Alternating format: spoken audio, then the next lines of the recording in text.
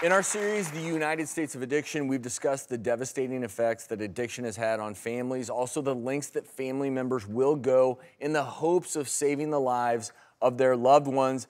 There are laws that allow people to involuntarily commit those struggling with addiction to treatment, but in Massachusetts, they are now sent to controversial programs in prison. We've been discussing that. We've been talking to attorney with Prisoners Legal Services, Bonnie Teneriello, as well as Hampton County Sheriff Nicholas Cochi. Joining us now via Skype is Robin Wallace, who says her son died after being civilly committed. Robin, I just want to ask you what led to your decision to commit your son to one of these prison-based programs, and also what ensued. My son, Shawn Wallace, was a heroin addict.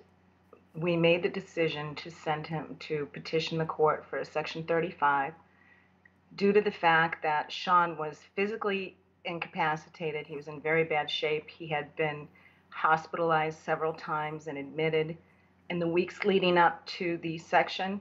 He also had been in a psychiatric facility. When I petitioned the court, he said to me, you know, Mom, he was on 120 milligrams of methadone, and he said, you know, they don't do medication-assisted treatment. And I said, of course they do. I've been in the field, and I thought, a treatment program that doesn't provide medication-assisted treatment? And he was terrified at that point of going to that facility. When he got to the program, he ran away from the program. He escaped. And there were dogs that chased him down. And he was brought to a unit in a state hospital, which was for the criminally and sexually ill. And that was the unit that he was held on. He was put in a turtle suit, which is a type of restraint. And he also was placed in solitary confinement. Mm-hmm. I believe that Shawn had PTSD as a result of this experience.